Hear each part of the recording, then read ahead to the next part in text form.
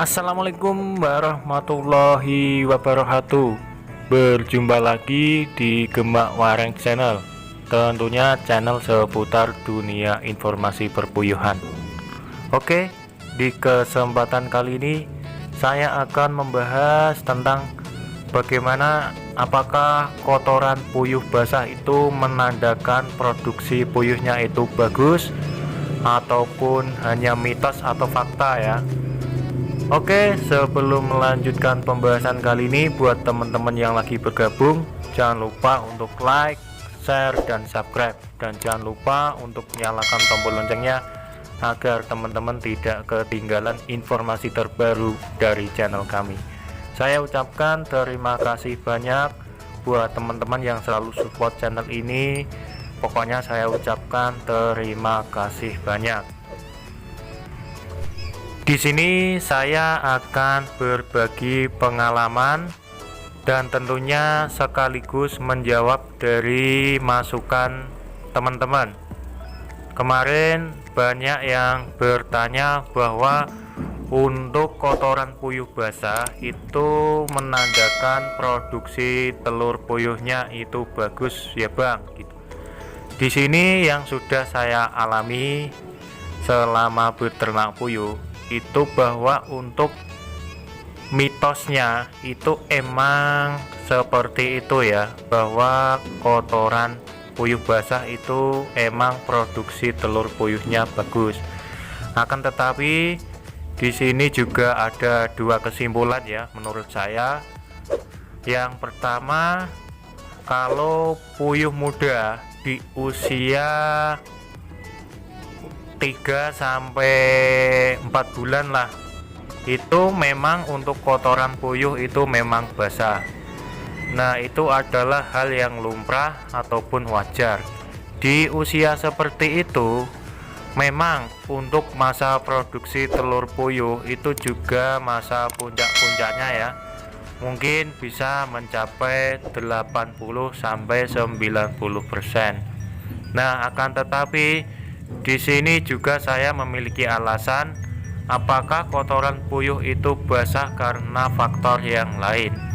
Seperti yang bisa teman-teman lihat tadi, itu adalah kotoran puyuh basah akibat bocornya nipple. Jadi kesimpulan di sini bahwa untuk kotoran puyuh basah di usia puyuh muda itu emang fakta ya.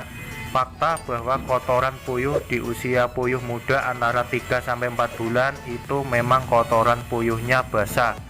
Dan yang pasti puyuh di usia segitu pastinya untuk produksinya itu juga masa bagus-bagusnya.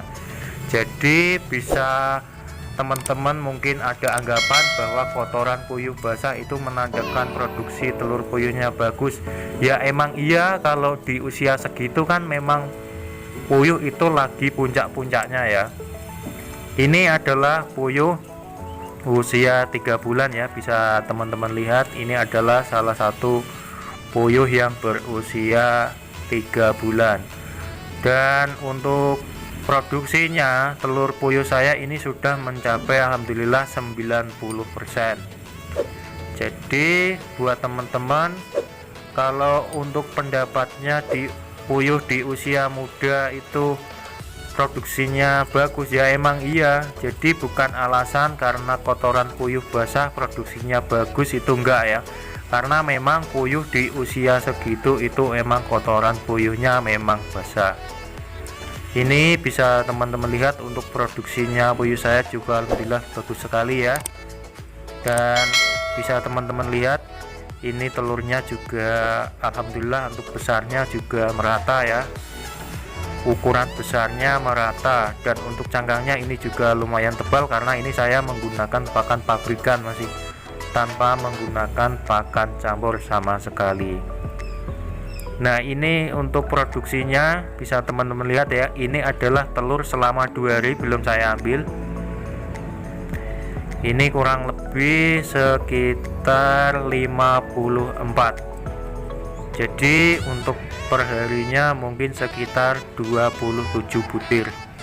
Tapi ini bukan sepenuhnya bertelur segitu semua ya, mungkin juga ada yang kurang, mungkin juga ada yang lebih, dan yang pasti itu untuk globalnya itu produksinya bisa mencapai 90%.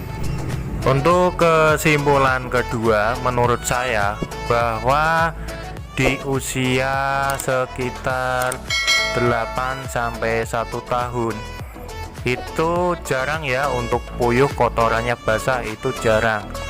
Akan tetapi kalau ada pun kotoran puyuh basah, itu pun bisa disebabkan faktor-faktor lain. Yang pertama itu adalah untuk aliran air ke nipple, mungkin ada yang bocor ataupun yang lain. Atau bisa juga disebabkan karena teman-teman itu membatasi untuk makanan puyuhnya.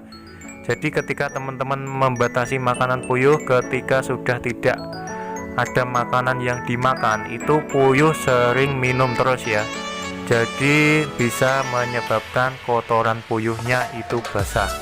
Nah, itu adalah menurut kesimpulan saya yang kedua.